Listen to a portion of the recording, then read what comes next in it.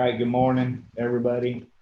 It's Monday, April 27th. We'll go ahead and call this meeting to order. Is there anybody that has any additions to the agenda? Courtney has none. You guys have none?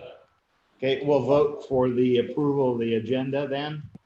All those in favor of approving the agenda as presented? Oh, I Was need there a motion? need a motion. Sorry about that. I'll make a motion. Okay, I'll second. got ahead of myself. We have a motion and a second on the approval of the agenda. All those in favor say aye. Aye. Aye. And opposed? Motion carries. Okay, we got minutes of April 23rd meeting on Thursday.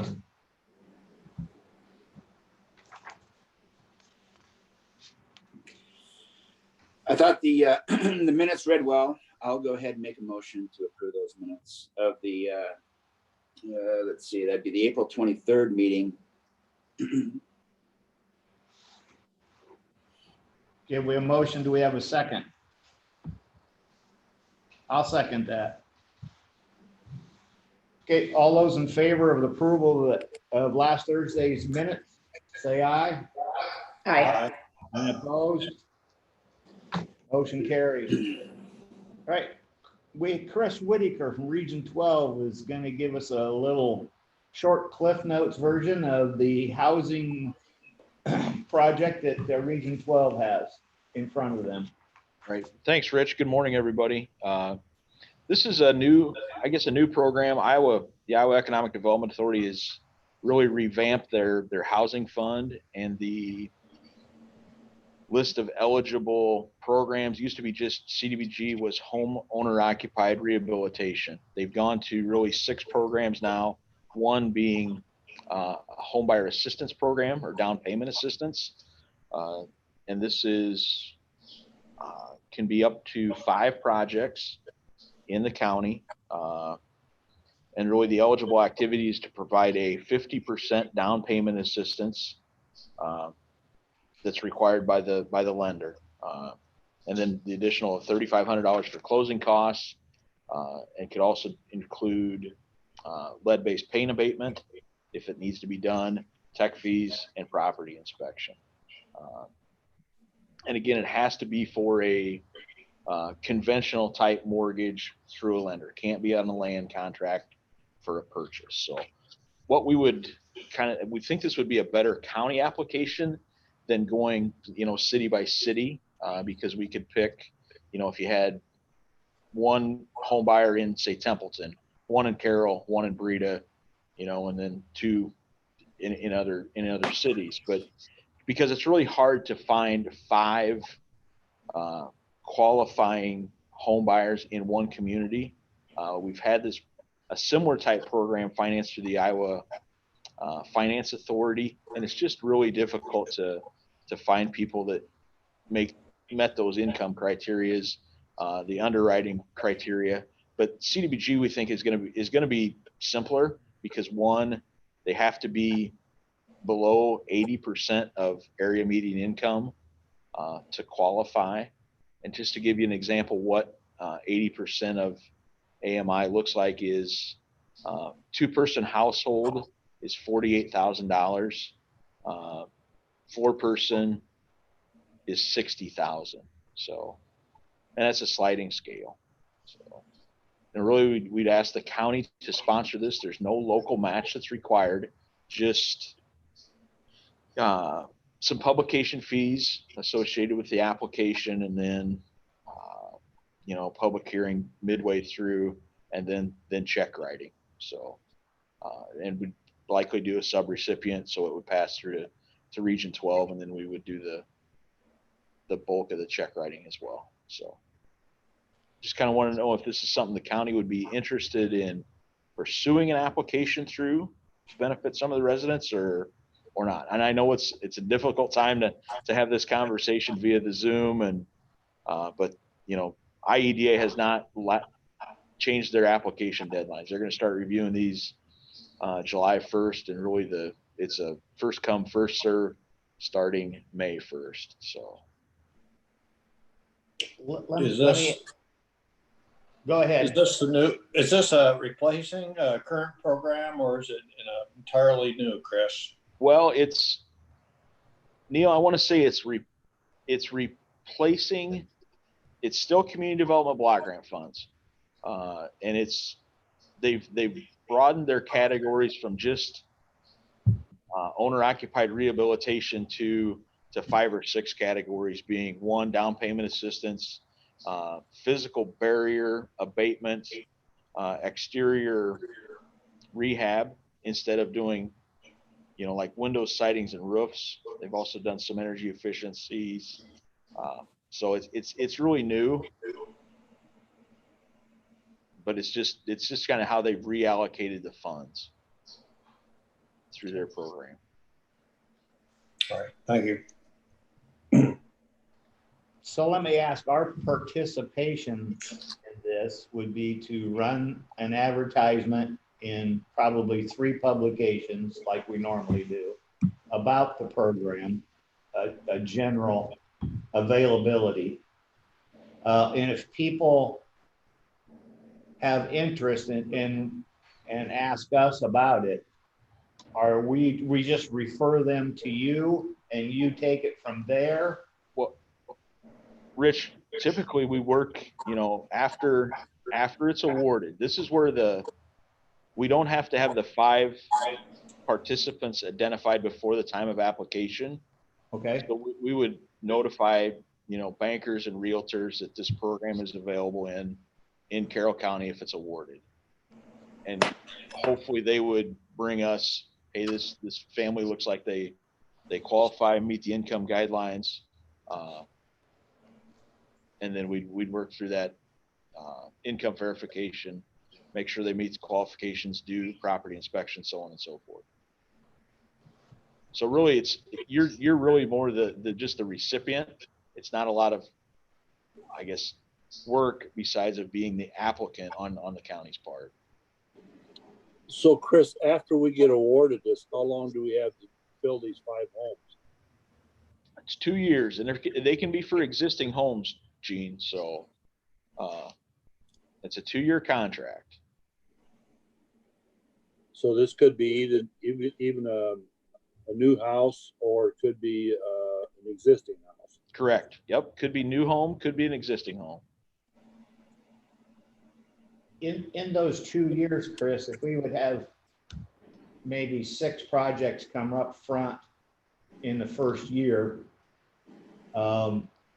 we would file to get that money at that point. Is that right? Or we get a piece of that block grant? It's reimbursement, Rich. So we would, Okay.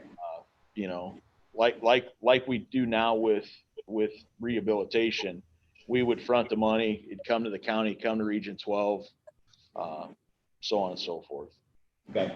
So yeah, but it's 5 projects max. First come, first serve. When you talk about down payment assistance, is this a grant? Is this a loan, or what type of assistance are we talking about? Neil, it is a grant, and there would be I got to find the right verbiage here. It's a 5-year, really a 5-year forgivable. So if they would sell the property in year 1, they would have to pay 80% of that back, and so on and so forth. So it would be on a receding or scale, which is pretty typical of all those, even the rehabilitation program. Some are longer periods.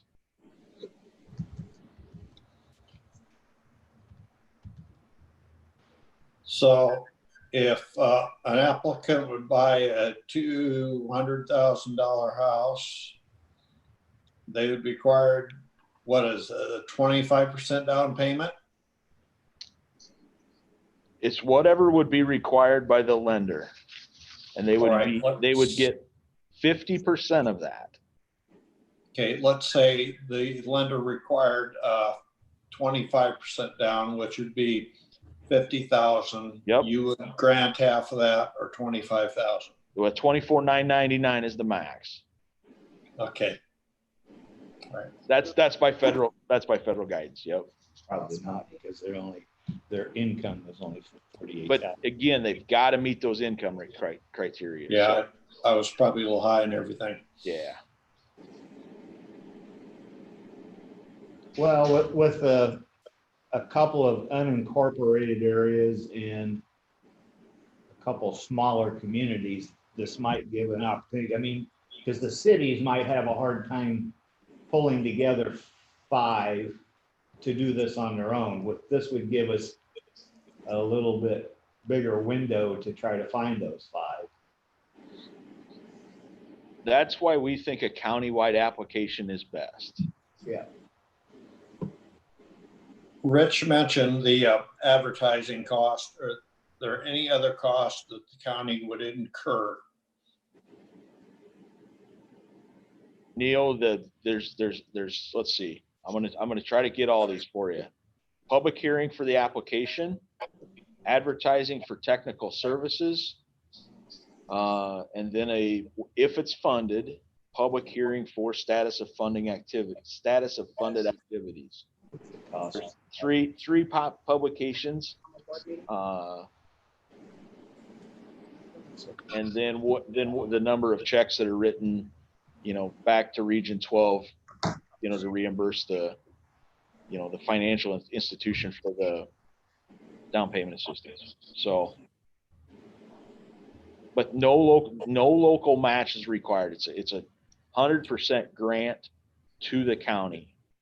So, See any snags with your office? besides those administrative type, related costs. Yeah. So would a more realistic scenario be where a person bought $100,000 home and would qualify for $24,999 down payment? Is that? Well, they have to have, the grant will cover 50% of the required, Oh, okay, 50%. 50% Gotcha. of the down payment required by the lender. So if say it's 20, the grant will give 10 plus 35, up to 3,500 in closing costs, and if there's any lead paint abatement that needs to be done, that can be covered by grant fees. Some houses have lead paint, others don't. So, Is there any limit on the percentage of down payment? I can see a lender wanting a large down payment and a applicant wanting the same thing because of the 50% grant. Let's use Dean's example for $100,000 home. 50% down payment would be $50,000. That would be a 25% grant instead of a $10,000 grant. So my question is there any restriction other than the 25,000 on the amount of the down payment assistance? the restriction is 50% of the down payment required by the lender. So there could be some manipulation of the lender, but most likely that's far and few between. I mean, you've got to remember your target here are people that are below 80% of median household income. So down payment 20% might be high. Yeah. So, and you're probably not looking at $200,000 or $300,000 houses here. You're looking at those hundreds to $200,000 houses. Or typically what we think is starter home to encourage home ownership. The $65,000 to $85,000 home that needs rehab. Yep. If you can find them. If you can. When is there, as far as their income, what year or years do you use for the 80% or below 80%? We would go the last year. Okay. That's all third party verification, checking, savings, retirement accounts, whatever. Income. In my opinion, overall, I think it's a good program, but it is open to abuse by someone who had a low income in the year used, which should be 19, but has a lot of cash and wanted a large down payment.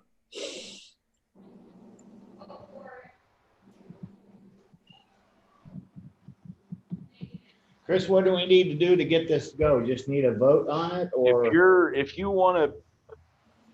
If you're interested in sponsoring an application, I can work with staff here to get a public hearing set, work on that technical services procurement, which is required. And then we can just go from there. But I mean, if that's really the step. Are you interested in sponsoring the application? So Chris, you've had some experience with these in the past, programs like this. I think Carroll had one where 5 houses in Carroll. Is that correct? Last year or the year before, something like that.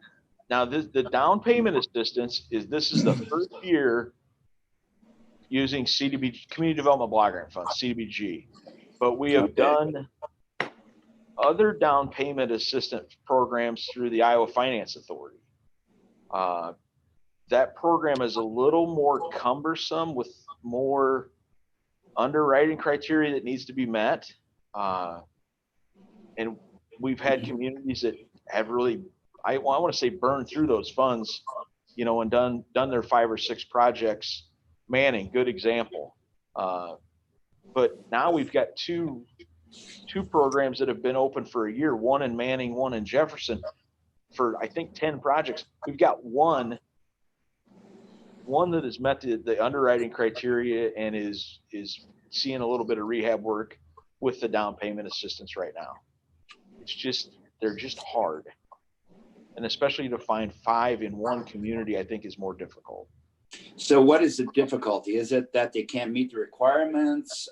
Is there no interest or what? Dean, I think a little bit of everything with those IFA funds. I think some of it's the underwriting criteria, because a certain income level has to find, a house that's just right here as far as price wise. And this seems to have a little more flexibility and easier underwriting criteria because it's a different fund. Some of it's demand, some of it's finding the right house, what's available in the market. It's a combination of things. Well, Chris, you were saying this application's got to be in May 1st. That's kind of they're going to start stacking them up May 1st and start reviewing them July 1st, Gene. Oh, okay. So they're not going to review, but it's a first come, first serve. Yep. Okay. So time is of an essence here. Yep. I think it's a good program myself. Yeah, I think it's all right. I don't have any problem with it. I mean, You okay with it? I agree. It's just another added thing that we can help support our county residents with. well, the thing is, it's what's nice about we can support our residents without very much cost to the taxpayers. Well, I wouldn't be opposed to doing one round of it, and then we'll get a feel for what really is going to happen to us. That's the only way we're going to find out. It don't look like there's a lot of expenses, and a lot of labor involved. So I think we ought to give it a spin. Okay.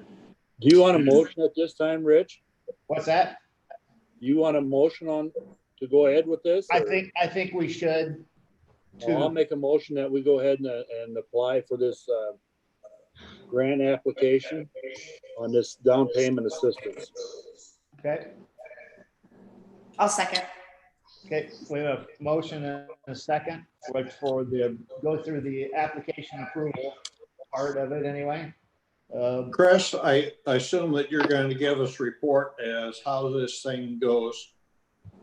Neil, you will see us before the application because one of the requirements, you have to have a public hearing on the application itself. And two, the technical service provider procurement, which we would hope would be Region 12, also has to be brought before the board. So, yep.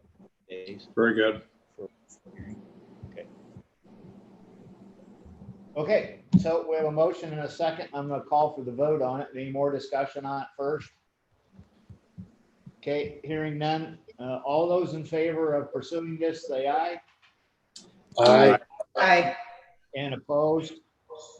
Motion carries. All right, Chris, get the ball rolling down the road. Thanks, everybody. Thank you. Thanks, Chris. Thanks, Chris. All right, the next thing up is secondary roads, and I'll turn it over to Zach. Morning, everybody. First thing on the list I got is amending the fiscal year 20 Iowa DOT budget. If you remember back in January, we did an amendment to the secondary road, the local budget. Basically what this would do is mimic that amendment, moving the funds around that we talked about on the local budget. Partly because of the Bruggeman Bridge, as well as some of the expense in granular material that we had from FEMA. I can go through this by line items if you'd like, but it's really identical to what we did for the local budget. I didn't have any questions before I go any further with it. The things you highlighted in yellow are all the changes, I assume. That's correct. Thank you.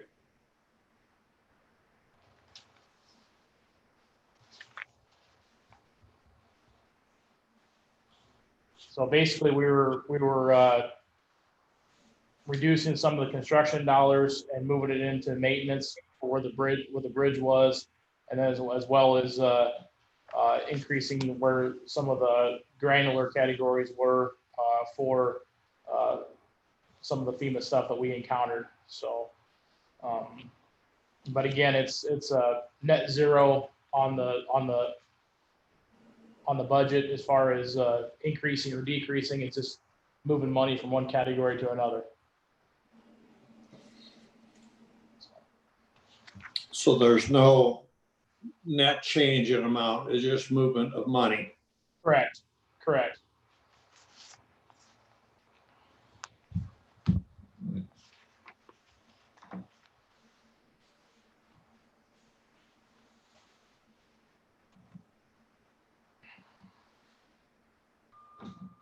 Any other questions on it? You say the biggest part of this is due to the Brigman Bridge and the FEMA stuff? The Bruggeman Bridge and the granular that we used for the FEMA, the way we trying to, basically it's restocking some of the granular we used for FEMA, really not the use of those stockpiles, but restocking those back because of what we used last spring.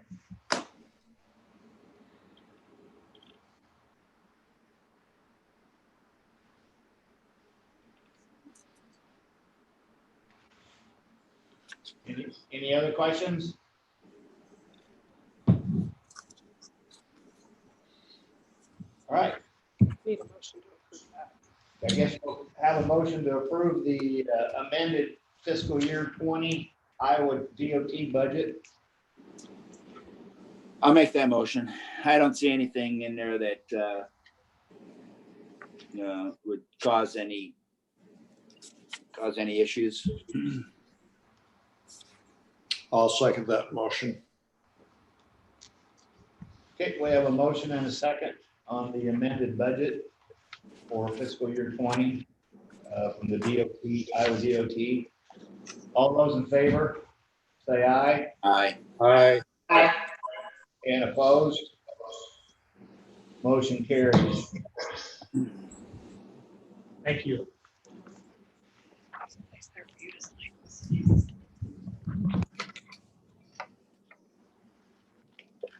Next thing I had on the list is discussion of a potential level C road. I've talked to all three tenants along this mile, and again, talking on 330th Street, just south of Manning. It's currently a level B dirt road.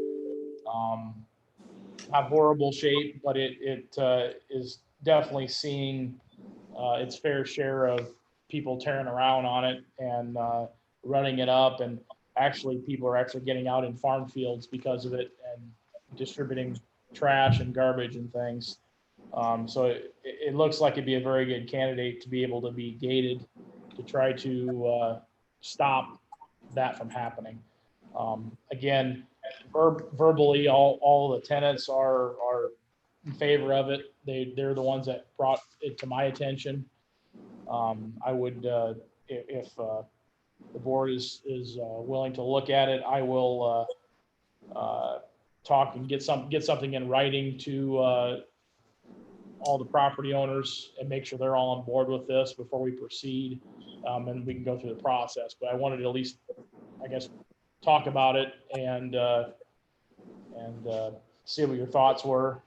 Gene did meet me out there last week and drove it. So he's seen it as well and what I was talking about. I'll let him comment as well.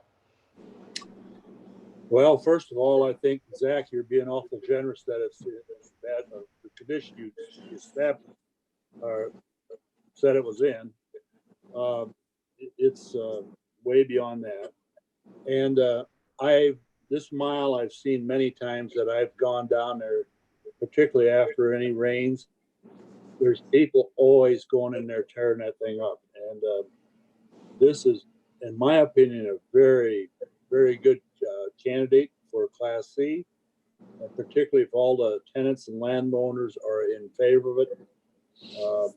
It's very much, I can see where some of the things that have been happening out there, and Zach kind of described some of that, what's going on in private property that people are doing off this road. There's going to be a potential liability there. One of the things that he described is somebody's going to get hurt, and I think this is a good way to handle this road. I'm in favor of it. So has there been any maintenance done to this road in any recent years, or have we put any gravel on it, or? No gravel, Dean. No gravel, Dean. We have, minimal blading just to keep it accessible for the farmers. There's a couple road culverts that were plugged that we tried to open up. And then there's also a bridge on the east end that the property owners did some clean out of their waterway and their ditch. And we're going to try to get some of the material out from under the bridge or right in the right of way just to keep drainage flowing. But very minimal, other than just some very infrequent blading. Other than that, that's been about it. What's the condition of that bridge? It was posted. I think Dave reevaluated it last fall at the request of a property owner, and I believe it's okay for legal loads for getting, like, hauling grain out. It's just a short span little wood bridge. The rail's in horrible shape, but the substructure's actually not bad. It's a very short, not very tall bridge. It's only probably 3 or 4 foot of clearance underneath it, but it's okay. I won't say it's good, but it's okay. You don't anticipate having to do any work on that bridge in the future? Do the farmers have access to the properties that they need to get to without? I'm just saying, if we abandon that bridge and took that bridge out, is that going to be a problem? There would be one property owner that would be a problem for. He can go the other way, but he'd have to go 4/5 of a mile on that dirt road, level C road, to get out. And I could see that be an issue getting grain out. He does take grain across that. He can't take his combine across. He has to go across the field or on that dirt road, but that's a little different than trying to get grain out. it might be something where we could put in a pipe or something like that if that bridge did come to that point where we had to do something. But for right now, the short term and you know, maybe even the next 10 to 15 years, I'm hoping that structure will be okay. Okay. Yeah, I would agree with Zach. If we get to that point, I think that we could probably put a pipe in there and get them by getting in there. It's just one property owner that's going to have an issue, and that's about it. Neil Bach here, you cut out on me, or I cut out on you quite a bit of it. My question is on 100th Street, which is the county line south of there, what is the situation there? Is that a normal road, or is it level B, or what? It shows up as level B, but I can't honestly tell you the condition of that. I can't tell you for sure, Neil.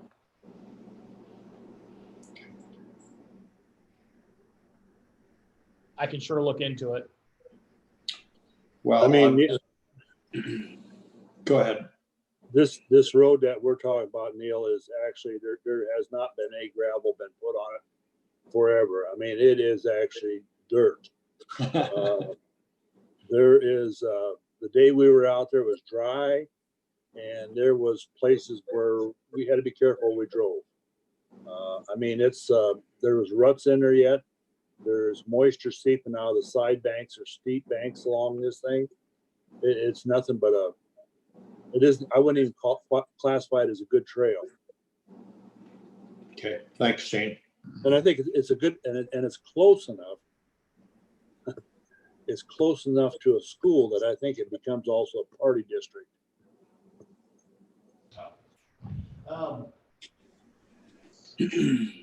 You guys have been around a while. How about a partial closure? Is that an option here also, or is that a path we don't want to go down just yet? No, I think, Rich, this is, there's no partial path between a B and a C. I think this is one that it definitely, as long as the property owners are all in agreement with it and the tenants, it's very, very much suited for a Class C road. Well, because of that one property owner, it'd be really hard to vacate part of it because that's the path he needs access That's for. what I was wondering, if we could go to a culvert where that bridge is at. And then close the rest. And then he could have that in and out. Possibly. I know, and I go for what that culvert would cost. That costs probably cheaper than the bridge, but Cheaper than a bridge, much more expensive than gates for and then a level C. Yeah. So I mean, depending on the and it may be something we could look at if we have to do the culvert because the bridge fails. That'd be an option at that point in time too. just close the rest and just. Absolutely. Let me talk to you about the gating. Steel gates, that, or are we just using a cable type gate? Well, it all depends on what we want to do. You know, I mean, you want something that's accessible. I mean, really, I don't think there's much other than, you know, really spring and fall. You're not getting there much, maybe a little bit for, you know, spring in the summertime, that kind of thing. But I think you could do different things there. The only thing I like the cable gate because it's probably cheaper by just putting posts and cable on, but identifying that cable for somebody that wants to try to turn in there, I don't want that to be a hazard there either. But that's by far the cheaper way to go, I think.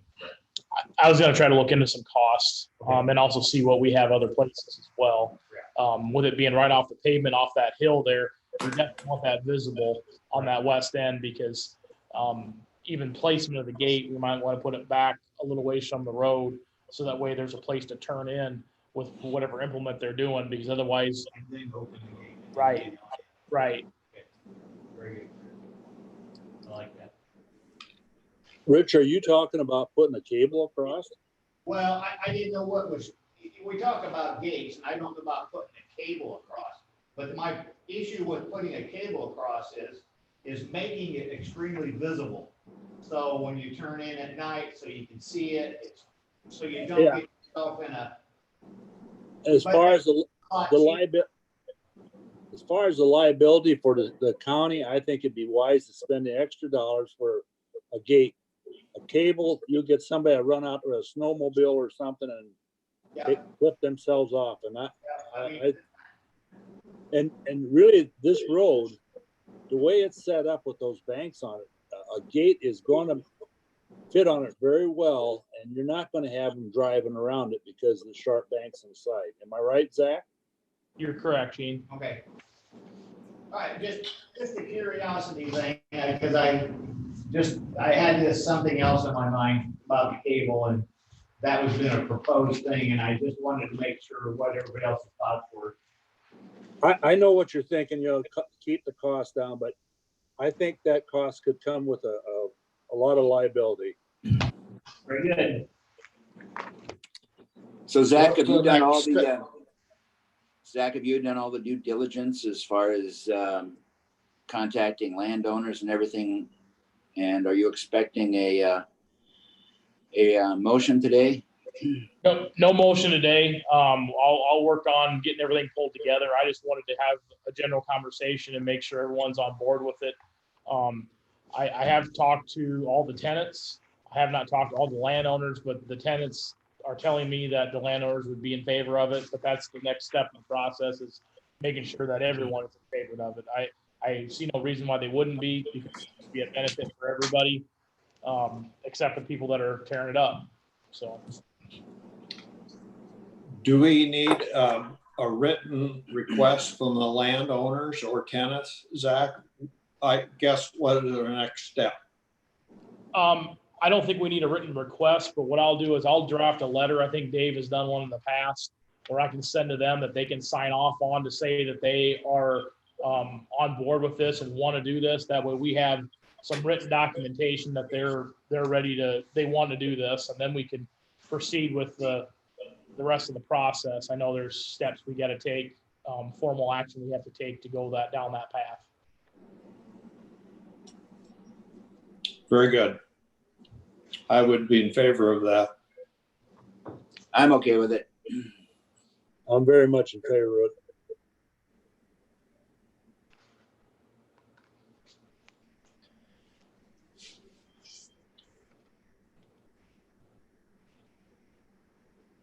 All right. Do you need a motion? Yep. No, we don't need a motion. Yet. You're just gonna- No.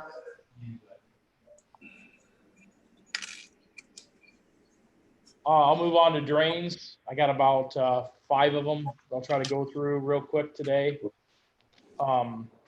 First one is drain 36 in section 36 of Sheridan. I believe we've been out on this one before. It's a very shallow tile, and ended up replacing 3 feet of tile and fixing a joint. But I know we've been out there many times before. This one has been completed. Stop me if there's one that you want to discuss in more detail. Otherwise, I'll keep going here.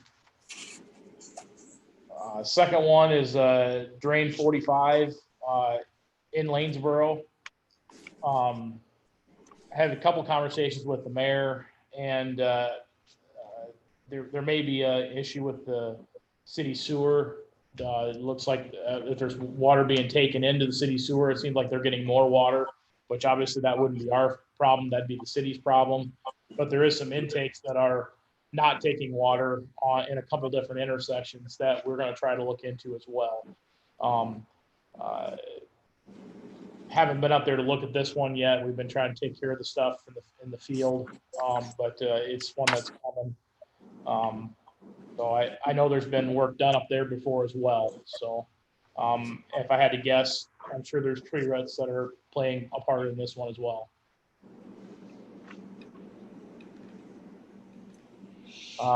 Next, I guess all the next 3 are all in drain 77. The next 2 are from reported by the Carroll Community School District. The first one is just north of the bus barn parking lot. There's a hole in the tile. Have not been out there to look at that one yet. The next one is another broken tile west of the high school. I guess between the high school and the golf course there. Again, we haven't been out to look at that one yet as what either, but there is a 8-inch tile that comes up through there. And then the last one is also in drain 77. This is one that we actually went out and fixed here. The last time I reported drains a couple weeks ago, there's been another hole developed. This was the one that's off of Grant Road, north of Fairview there. Another hole developed, or sink low spot developed. I'm assuming it's another joint. I don't know if it's about 100 or 150 feet south of the ones we fixed previously. Wasn't anything out there when we were out there the first time, but it's obviously showing up now. So we'll look into that one again.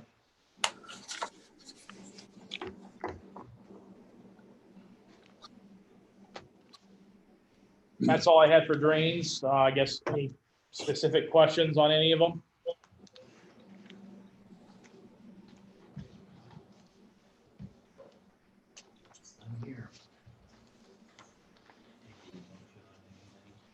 Yes, please.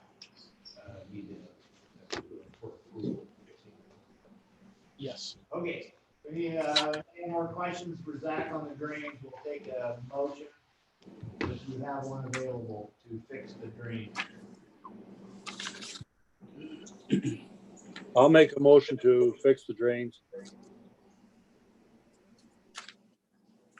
I'll If- second. Yeah, if these are, if they're small fixes, I would be okay with it. But if you have anything bigger, Zach, you're gonna bring it back to the board then? Absolutely, I will. I believe these will all be small ones. I don't see anything that's major. The only one would be maybe Lanesboro, but I'll let you know more as we do some more investigation. Okay, we have a motion and a second for Zach to go ahead and fix the 5 drain projects to be brought forward today. All motion, the vote. All those in favor will say aye. Aye. Aye. Aye, and opposed. Motion carries. All right, Zach. That's all I had. Thank you. I'll give you a call. Thanks, Zach. Thanks, Zach.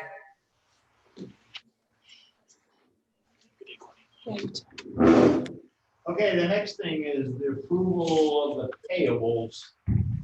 I just want to point out that I was able to get the jail invoices on this report. I don't know if you guys saw those. Page 6. And then I did send you copies of those invoices so you could see those. I figured, we do bank drafts on those. So before I was not putting them on here because then they print as checks, but we figured out a way to get around that. So it'll be nice if they're going to show up forward. Another thing is I did have an invoice on my desk this morning. It's for the ambulance for their copy release, kind of a standard monthly bill, $225.60. I would like to include that with these payables. I didn't get a chance to get it sent out to you, but it's an ongoing, reoccurring monthly lease payment for the ambulance.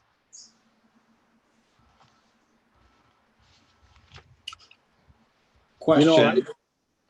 Go ahead, Neil. The second one is ABCD LLC. I assume that's a parking lot, which you used to be with Dries. Yeah, that must be the new entity's name that purchased that. I don't have any objection in paying it. I'm just questioning whether or not we have any type of agreement with them. Our agreement was previously with Dries's. The county attorney was supposed to be preparing a new lease with the new name, and obviously that would have had to come before the board. So, Okay, as long as it's been approved by the county attorney, that's fine. I've just. well, I A new name. don't want to say it's been approved by the county attorney. He was the one that was going to prepare the updated lease because he prepared the previous one. And I know he was waiting on the new name to put on it, but that lease needs to come before the board for approval anyway. What company was that? ABC? I'm assuming it's Was it, well, it was just ABC, and was there something after it? ABCD LLC. Okay. And I mean, I don't have a problem with taking that one back out if you want to wait until we have the lease, but. I don't have any problem with paying that, but we're apparently using it and agreed to the amount. I just want to make sure that we have a correct lease with whoever it is, if ABCD is the actual thing or whatever. I can look into that. I appreciate that. Thank you. Is that something that we can, is that something that we can approve, yet hold the check until we get adequate lease? I don't have Can a we problem do- with that. I mean, Yeah. is that something we can do? I think so. Yeah, I think we should do that. That's a good call, Dean. I think so. My only question on the bills, and that's the first one with the Iowa State Fire Marshal. Shouldn't that be part of the permit application? And I see this is for over project. They must have a limit on dollars, and then they charge above that, according to this invoice. The state fire marshal has the approval of the jail plans, is that correct?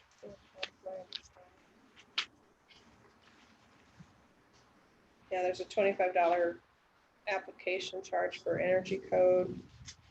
Yeah, seen that. I have no But you idea. see, you see that next line for $3,588 for, that's over 344,000 over project value.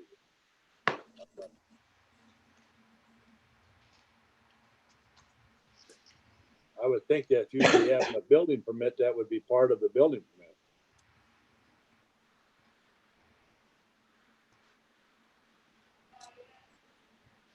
I may be wrong. I would.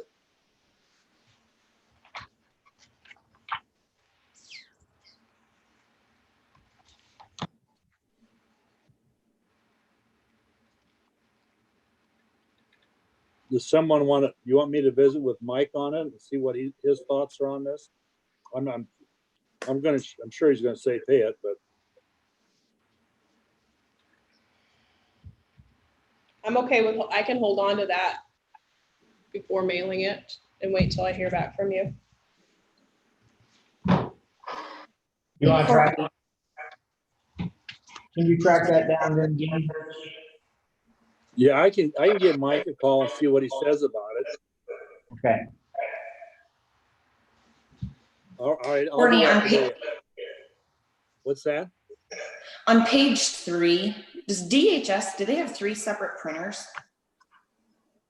Or what's with the, Probably, yeah. okay. Yeah, that would be my assumption. So we pay like $650. Is that a year? I think these are my charges. Hmm. I think. Let me look at Carroll's here. This might be yearly though. Yearly maintenance fee. It's similar. This looks like a quarterly payment.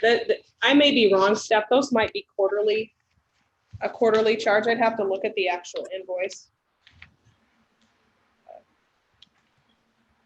I can look at that and let you know on those.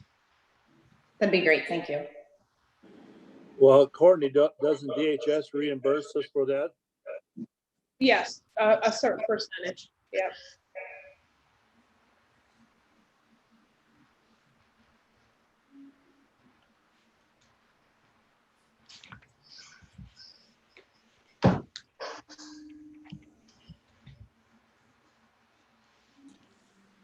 Okay.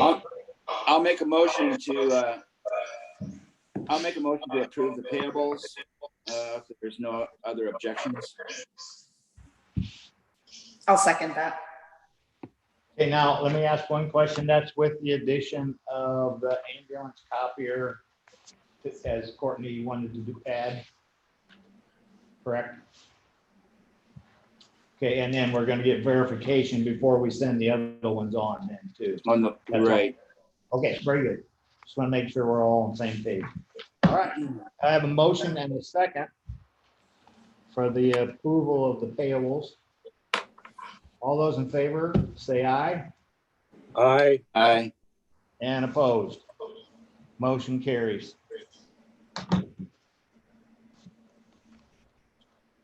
You okay with that? Mhm. All right. Next is the tax abatement. Do we need Jean or? She said she'd be available by phone if we had questions. Okay, I can try to offer an explanation. These are Yep. mobile homes. Yep. It's my understanding that the park in Glidden, I believe, was closed, and these homes have been moved. So we need to abate them because mobile homes are not like property taxes. Mobile homes are current, not 18 months behind. And that's as much information as I have. But she said she would be available if anybody had any questions. does everybody understand the tax abatements on the mobile home park that evidently went defunct? How many of these mobile home parks we have left yet? Just the one? I have no idea. That'd be a good question for the treasurer. I wouldn't want to speculate. I don't know of many around. Because this is a problem with it, where they don't own the land, and it just gets to be a problem. Did I hear you say, Courtney, that they're closing this mobile home park down? I thought she said this one was in Glidden. Yeah. And that's Well, I one- think this is the one that was alongside the highway there on the south side, Dean. That used to be there. Okay. There will be one left and it's in Carroll. Okay. Yeah, there are several mobile homes in Carroll on the south side of Highway 30. That've been there quite a while. Okay. Do you want to visit with Jean or not? You okay with this information? No, this is something we I'm do okay. every year. Very good. I'll make a motion that we approve the abatements. I'll second that. Okay, we have a motion, a second to do with the tax abatements recommendation from the treasurer. All those in favor, say aye. This is a resolution. Oh, I'm sorry. It's a resolution. We'll have a roll call. Ruggles, Yes. Hawk, Yes. Etler, Yes. Ryder, Yes. Hausman. Yes. Okay, motion carries. This again, will need signature from everyone. You can go ahead and do like what you did on that weed resolution. If you want to scan me a signature, I can attach it with this, and next time we're together, you can sign the original. This just stays in the treasurer's office, so it's just for our records. I'll let you sign there. That's good.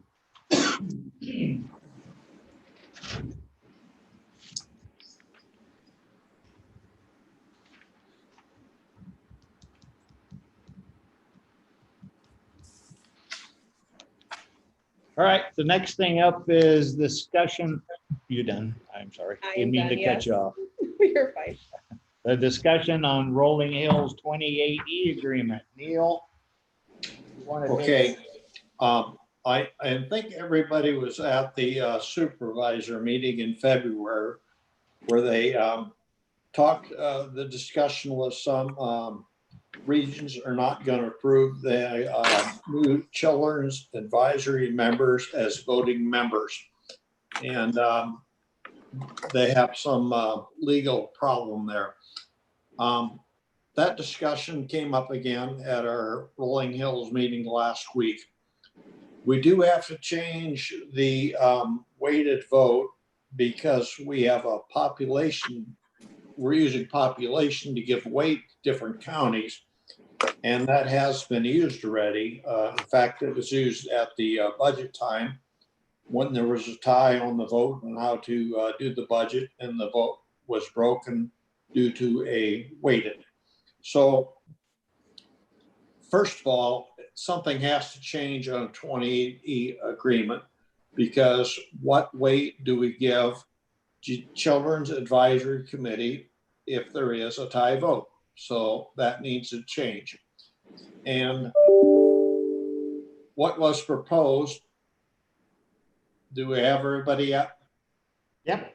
Okay, what was proposed at the meeting and we should each bring it to our Board of Supervisors, is giving a weight of 3 to the current members and a weight of 1 to the 3 new members, which are the Child Advisory Committees. And as far as a weighted vote, give them a weight of 1, which would be equivalent to the weight given to the smallest county. Anyway, we did propose a motion at the meeting of the Rolling Hills. 2 of our concerns was, first of all, the resistance of some boards of supervisors to provide funding and give non-voting members, which are the Children's Advisory Committee, or non-funding members, equal representation. And on the negative side of this was the reluctance of people to serve where they on the Children's Advisory Committee when they don't have a lot of clout and a lot of vote. This was the proposal that we thought we'd bring to the supervisors. And to recap what I just said, it would give the weight of 3 to each of the county representatives, a weight of 1 to each of the Children's Advisory Committee members. There still could be a tie, particularly if one county was not there or any county decided not to vote. And since Ida County hasn't been attending.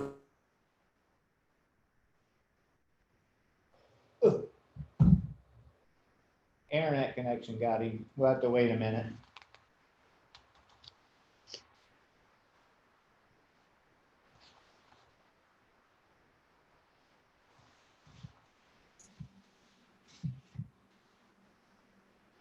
So I guess in jest is what we're getting is the counties have a voting power of 3 and the entities have a power of 1. Neil, you're back. You gotta unmute. You have to unmute.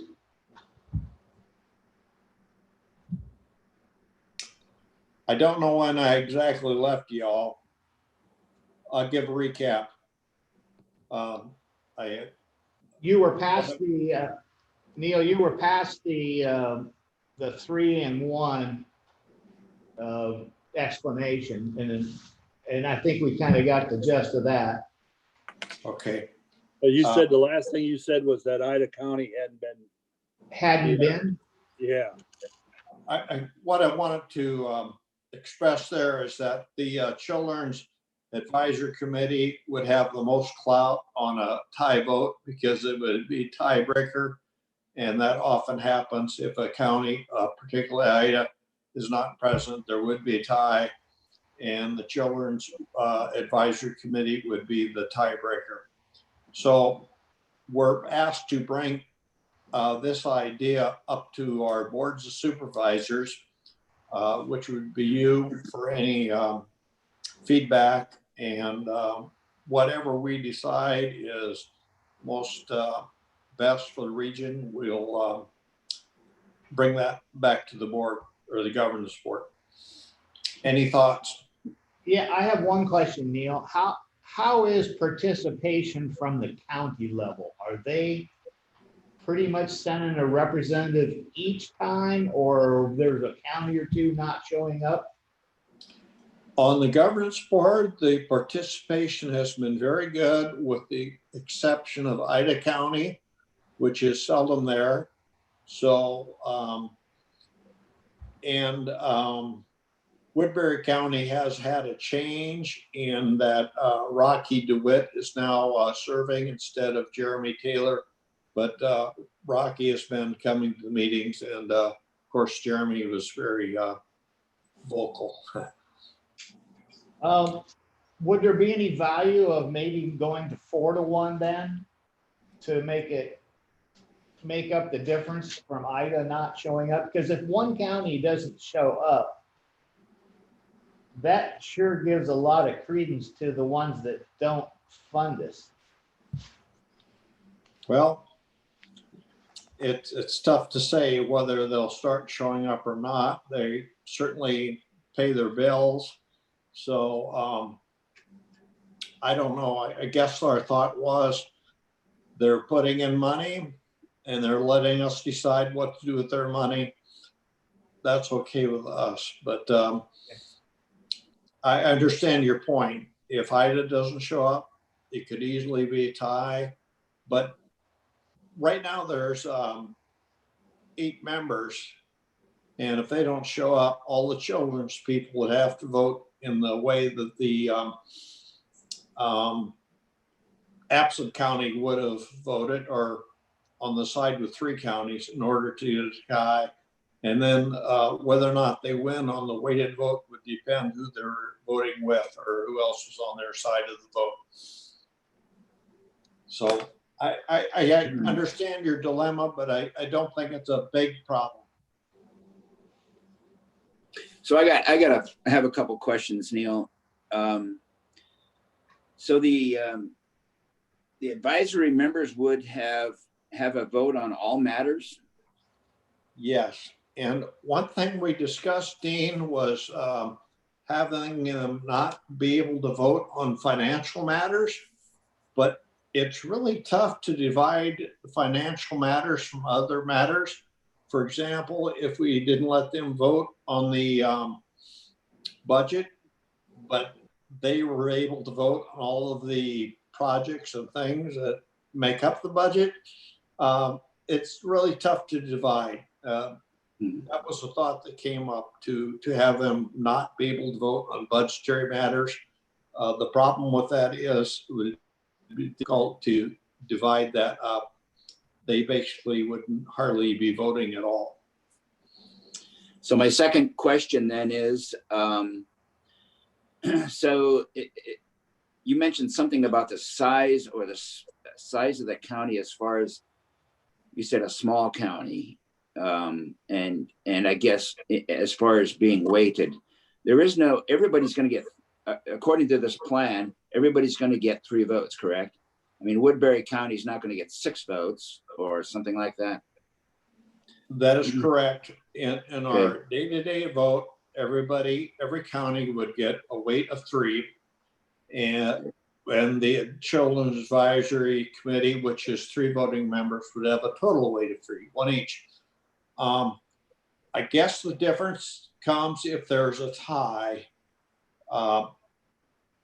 It automatically goes to a weighted vote, and then the smallest county has a weight of 1, and each county of that has a multiple. So if Woodbury County is voting on a tie issue, how Woodbury goes is probably how it's going to end up,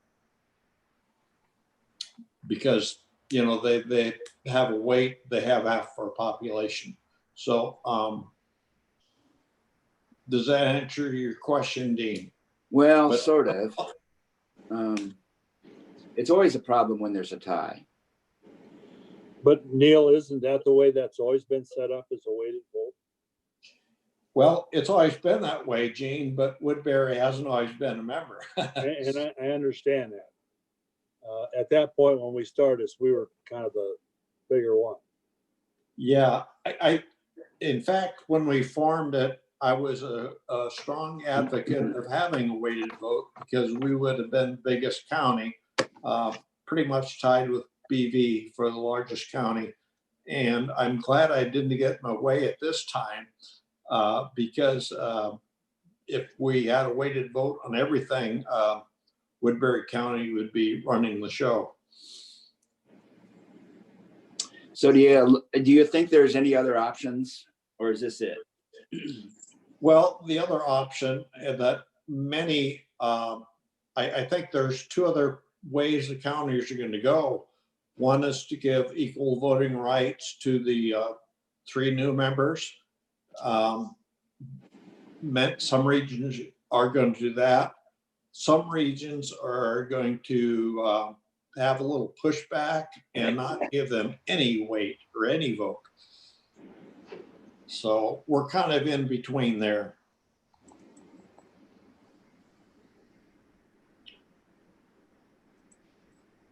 I fully support this 3-to-1 ratio.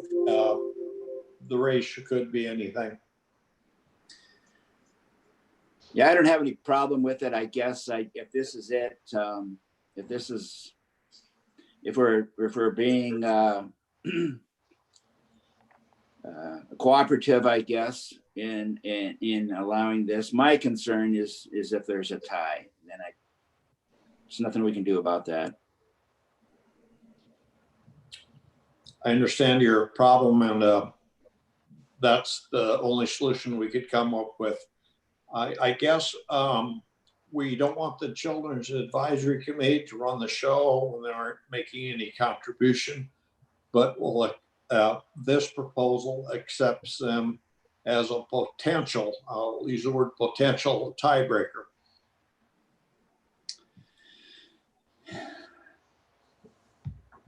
Okay, what I will do, are there any other questions or comments? I think y'all understand it very well. Okay, I will get back on Don and what our board's feeling is, that we're basically in favor of the 3-to-1 and enlighten her a little bit on our discussion. Anything else? I don't believe any vote needs to be taken at this time. Okay. Thanks, Neil. I share your concerns, but I don't know how else to get out of it or around it. All right, thank you. All right. We will be asked, have her to vote on the final 20 agreement, whether this idea is written in it or not. Okay. Dean, discussion, consideration of resolution for support of division of North Raccoon River Watershed and Management Coalition. Okay. On Friday, they did have the North Raccoon Watershed Management Coalition meeting. I think there was like 46 present on that Zoom call. For the first hour, I was actually sharing it with the COVID-19 Carroll County Coalition meeting. So I had earplugs in each ear.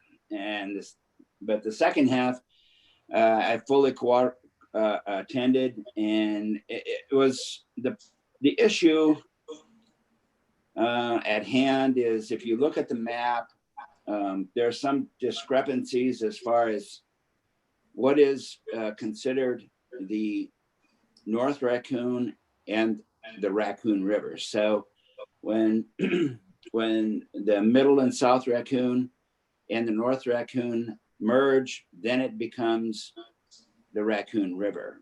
And so they have their at the Raccoon River, although they call it the North Raccoon River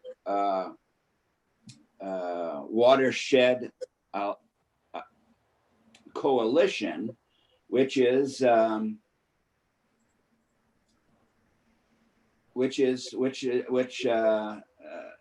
Pocahontas sent out that blog, and you know, they have a coalition, but there's nobody else involved in that except those members of the Raccoon River, which would be part of Dallas County and Polk County. At the meeting the other day, there was probably, I would say 20 to 25% of the attendees were from that coalition of the Raccoon River, which they call the North Raccoon River, and including the Public Works Director for Polk County, who is also the Des Moines Water Works Manager, Jonathan Gano. And this is kind of the problem that going forward is that there's some speculation that there would be undue influence from Polk County in going forward with the plan. It got, I'm not going to say heated, but it got controversial towards the end of the meeting. I don't know if anyone knows Don Etler from Palo Alto County Supervisor. He was extremely vocal and had a very good understanding of the plan, although they're not really involved in the plan, a lot like Carroll. We're not involved in the plan, but he was concerned about that undue influence from Polk County. So one of the things that came up was the nutrient reduction level in the plan, and that is the nutrient reduction level in the plan is to reduce nitrates by 48%. And Mr. Etler was extremely vocal about that and saying that they should strive for a 41% as opposed to a 48%. And so I've always said that this alliance, this coalition, this watershed management coalition has struggled, and they continue to struggle. And there were, similar to Rolling Hills, there were several counties that did not participate. And there was an issue coming up with our coalition coordinator, Marius Agua, whose contract runs out the end of June. So July 1st, we will not have a coordinator. So, so the plan hasn't been approved, and we're going to lose our coordinator. So there are issues coming up.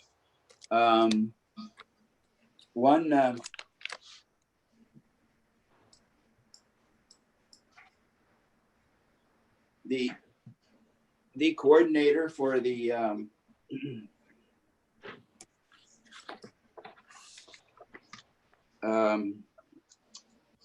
ACWA, the Agriculture's Clean Water Alliance, of which has been pretty active.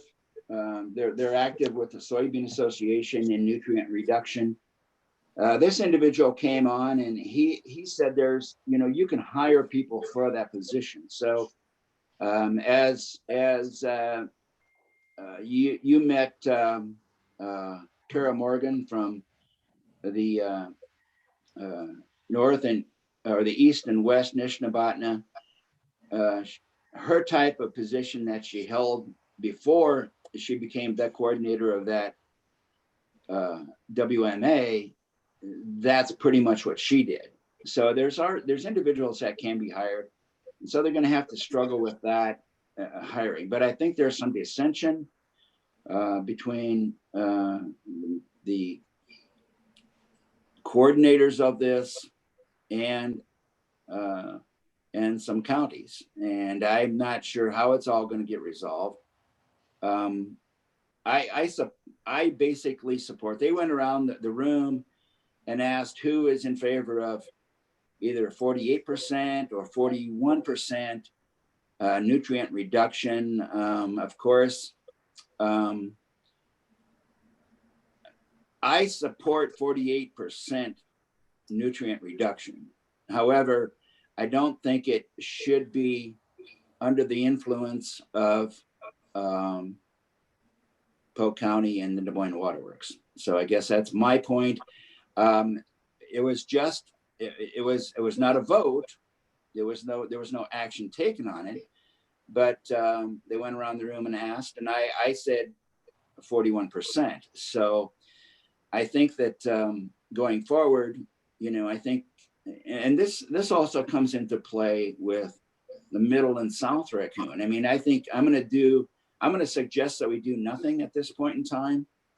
And I'm going to do a lot of digging in on the 2080 agreement from the Middle and South Raccoon. I'm going to review the plan for the North Raccoon Watershed Management Coalition, and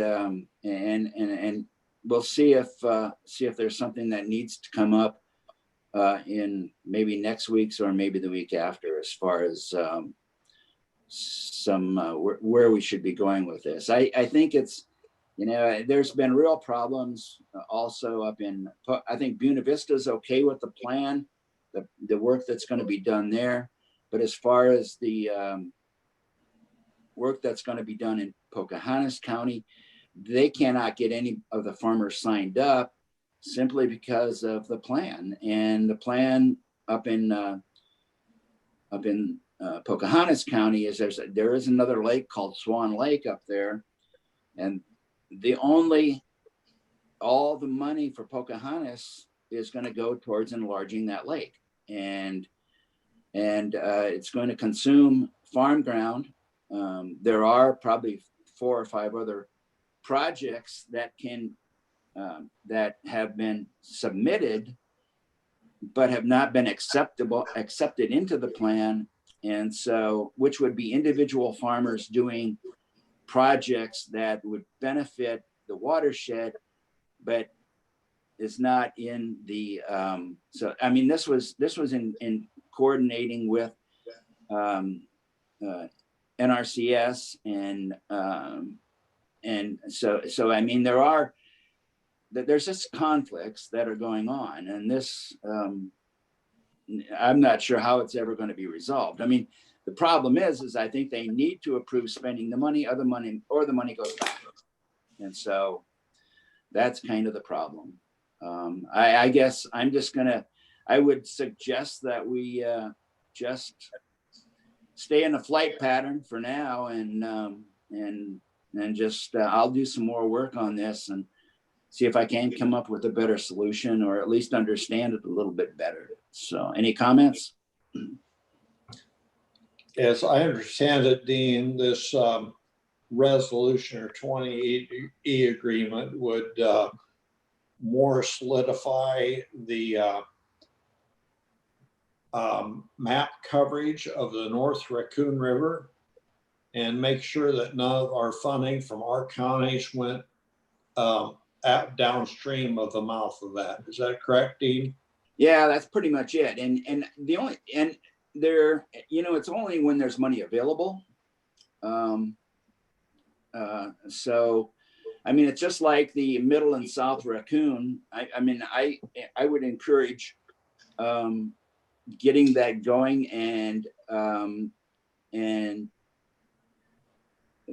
trying to get a plan together so that if there was ever any federal money available, then we could be applying for it. At one point in time, it looked like there would have been, but now with what's going on, I think all of the funds are going to be going a different direction. So I don't think there's going to be much to that. But yeah, you're right, Neil. I think that and it's probably not, and it could be money funding for the Raccoon River as opposed to the North Raccoon River watershed or the Middle and South Raccoon River shed. But I think the big thing is the influence. On that 20E agreement, we're considering, I had two versions. One version said downstream from the mouth of the Raccoon River, which was correct. Yeah, the other said downstream form the mouth, which was just typo. And I want to make sure if we sign it, we have that typo. Oh, correct. sure. Yeah. Yeah, It we was can just look into typo. that. And you know, the thing about that, and I asked Clarence Sipker about this. I guess I'm not sure if Pocahontas, I think Pocahontas actually, the Board of Supervisors were the ones that actually, the Board of Supervisors drew up that resolution. They did not have their county attorney do anything with it. They just drew it up themselves. So I would suggest if we get to the point where we think we want to sign this, we probably need to have John look at it first.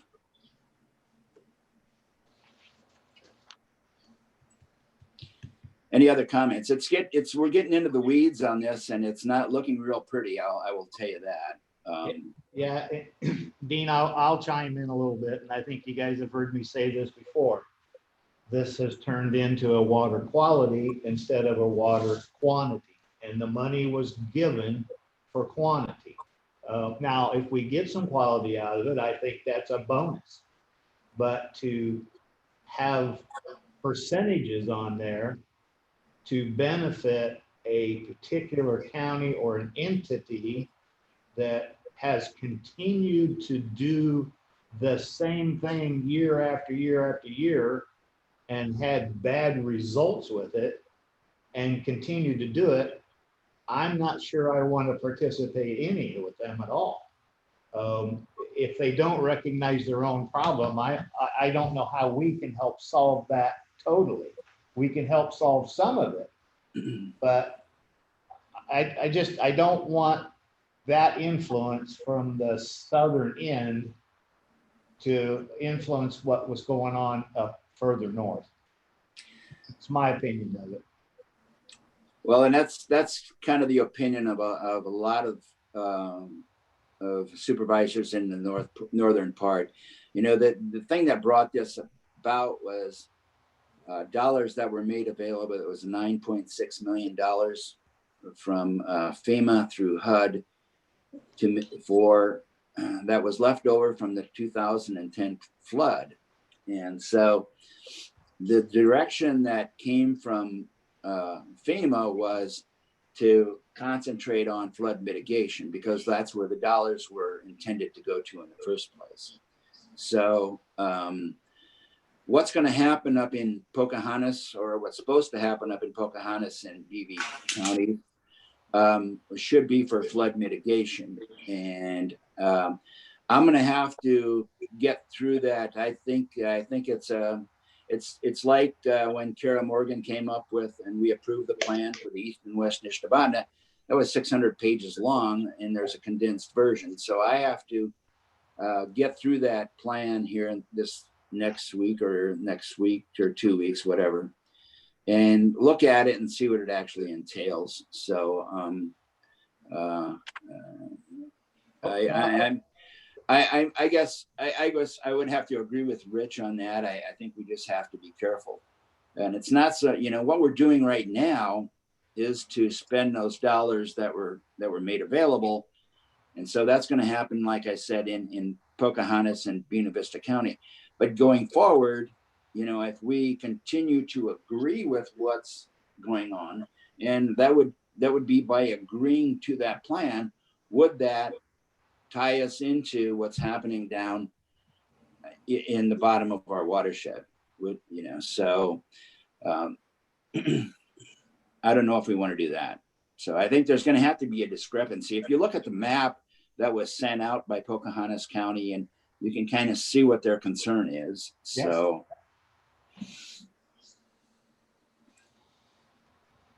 Gene, do you have anything? No, I think it goes back to that weighted vote again. Same idea. Yeah.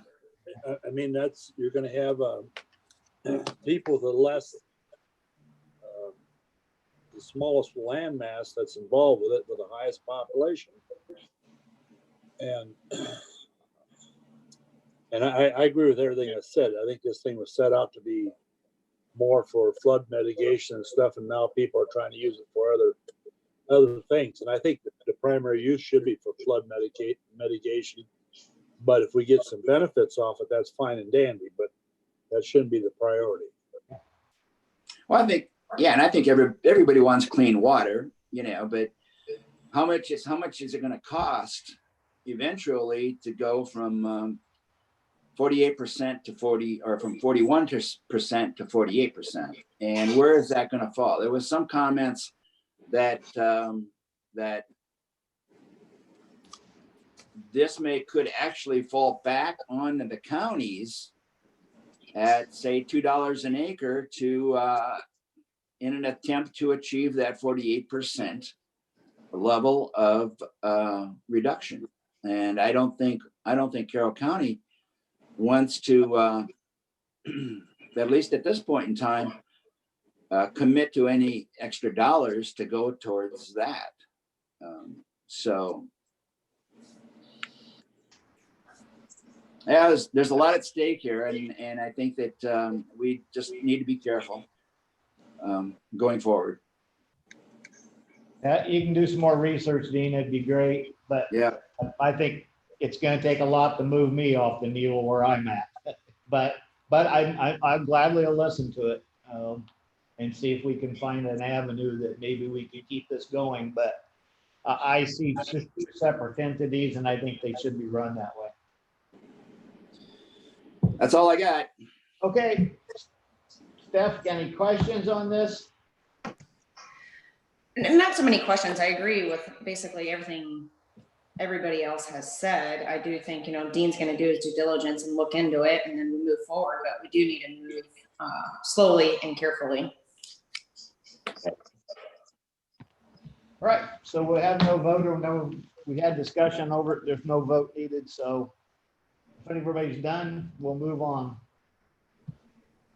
Okay, the manure management for today, there were 3. What's that name again? Brook Feedlot, section 35 of Neast is a no change. Sparta, section 35 of Sheridan is an MMP changes. And Tomka Feedlot, section 35 of Arcadia, that's an original. Committee reports. How many Zoom? I can start. I just basically had the meetings that we had on Monday, Thursday, and then I participated in 2 meetings on Friday. And that's all I have. I don't have anything really set up except for what the board has this week, and I'll continue working on the North Raccoon.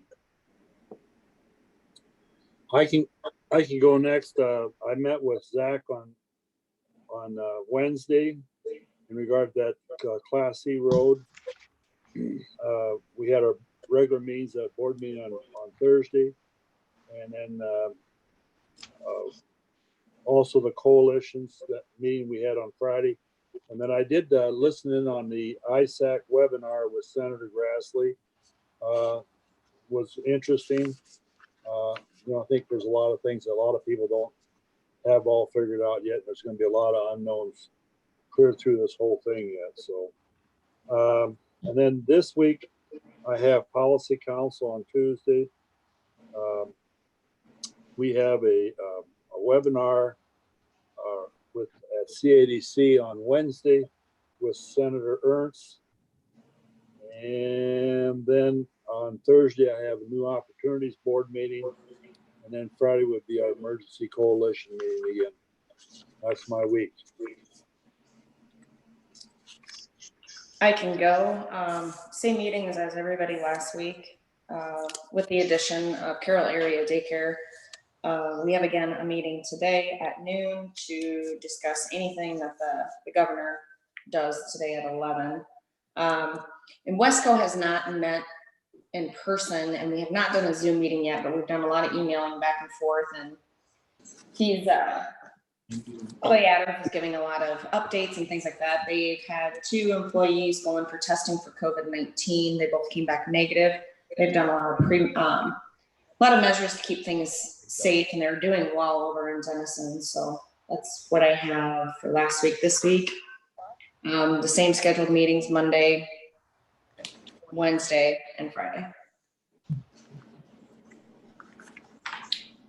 Okay, I'll go next. Neil here. I won't repeat anything happened at the Shive Battery meeting or the supervisor meeting on Thursday. And I think we pretty well talked about, I had a meeting which will report on Wednesday with Rolling Hills. I won't say anything more about the revised 28E agreement. We discussed that, but I would like to mention that Wesco has stepping stones, and they're considering doing a remodeling and an expansion of 5 beds. They're very busy there. We had assertive community treatment proposal by Plains area, and they want to start up a new program that will cost about $490,000 to start up. And we talked about the supportive employment incentive discussion, which is supposedly over with. They'd like it extended to December 31st when their fiscal year ends. Ours ends on July 31st. All of these issues, stepping stones, assertive community treatment by Plains area, and supported employment incentives will be decided on at the next meeting. They were basically just discussed at our meeting of April 22nd. This week, I don't have any additional scheduled meetings.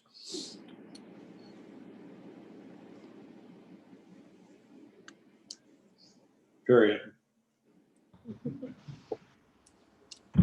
Steph, you want to go? She did. Oh, she did.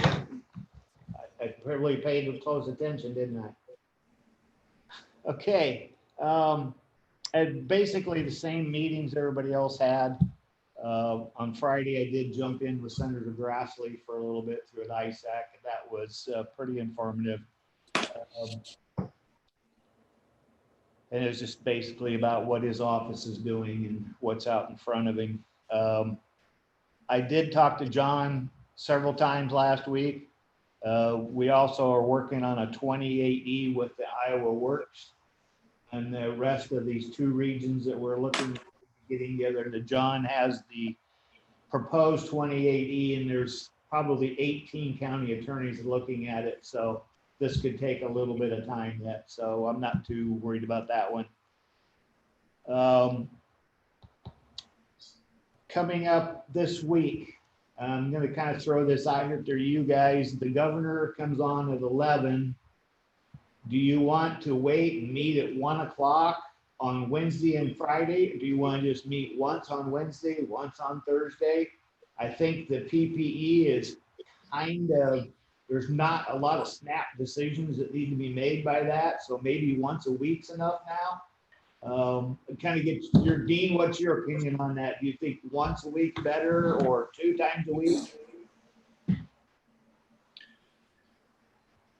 Well, I guess I don't really know. I don't know that anything's going to come up that, that's going to, that the board needs to get really behind. The PPE would be the biggest thing, and I think Sarah's got a pretty good handle on that. Yeah. I don't know if the numbers keep going up as far as the COVID thing goes, and I guess I would be concerned if we were to relax anything going forward. When the numbers are going going upward. I don't know. You guys tell me what kind of influence that's going to have on the county. I mean, as far as having meetings, Courtney, we can go ahead and